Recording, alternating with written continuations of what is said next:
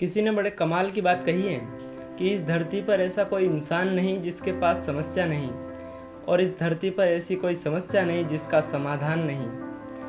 नमस्ते दोस्तों, मेरा नाम है आरजे इरफान। आपके लिए एक छोटी सी कहानी भिक्षु की, जो गांव में घर घर जाते भिक्षा मांगते थे।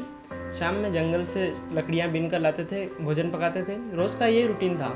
गांव के बाहर एक झोपड़ी बनाकर रहते थे। एक दिन शाम में जंगल में लकड़ियां बीनने के लिए गए हुए थे, रोज़ाना की तरह। और तब उन्होंने कुछ ऐसा देखा जो ज़िंदगी में कभी नहीं देखा था। वो चौंक गए, चमत्कार सा उनको लगा। जंगल में एक लोमड़ी थी जिसके पैर नहीं थे लेकिन हष्ट पुष्ट थी। ये भिक्षु सोचने लगा कि ये जिंदा कैसे है, ये चल फिर नहीं सकती, इसका अब तक किसी ने शिकार क्यों नहीं किया, और इसको भोजन कौन खिला रहा है, ये खाना कैसे खा रही है, ये कैसे अपनी ज़िंदगी जी रही है। ये सब वो सोच ही रहा था कि एक दहाड़ सुनाई दी अचानक से। जंगल का राजा शेर आने वाला था। बंदर इस पेड़ से उस पेड़ पर कूद रहे थे। डरावना सा माहौल था। अपनी जान बचाने के लिए भिक्षुक फटाफट से पेड़ पर चढ़ गया और देखने लगा कि नीचे क्या हो रहा है। जंगल का राजा शेर उस लोमड़ी की तरफ आ रहा था। थोड़ा पास आया तो देखने लगा कि जंगल का राजा जो शेर था, उसके मुंह में एक हिरण का बच्चा था। वो हिरण के बच्चे का शिकार करके लौटा था।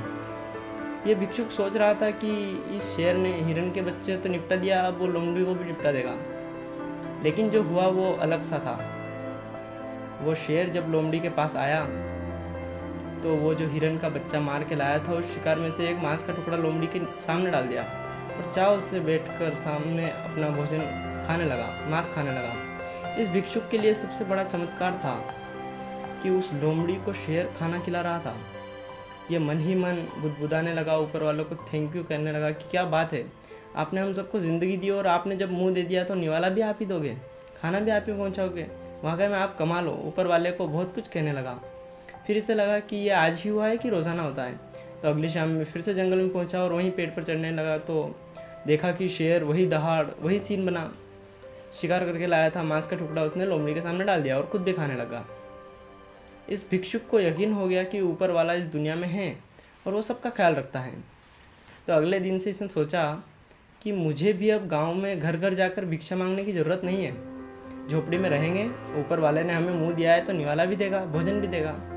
तो वहीं इंतज़ार करने लगा कि कोई तो आएगा। 10 दिन हो गए, 12 दिन हो गए, जिद पर अड़ा रहा कि भगवान मेरी भी मदद करेगा।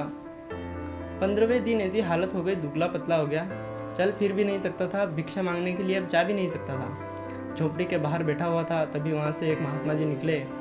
आवाज़ देकर के उनको बुलाया और उनसे कहने लगा कि ऊपर वाला वाकई में निर्दयी है।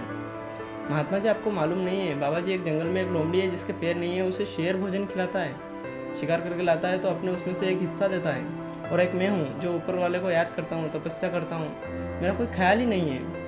पिछले 15 दिन से यहाँ इंतज़ार कर रहा हूँ कि मुझे भी कोई खिलाएगा, यहाँ आएगा, लेकिन कोई आया नहीं। बाबा जी ने जो कहा वो सुनिएगा।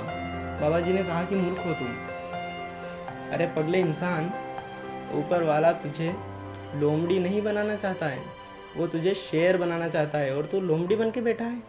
तो इंतज़ार में है कि कोई आकर खिलाएगा तो शेर की तरह ताकतवर बने और दूसरे की भी मदद करेगा।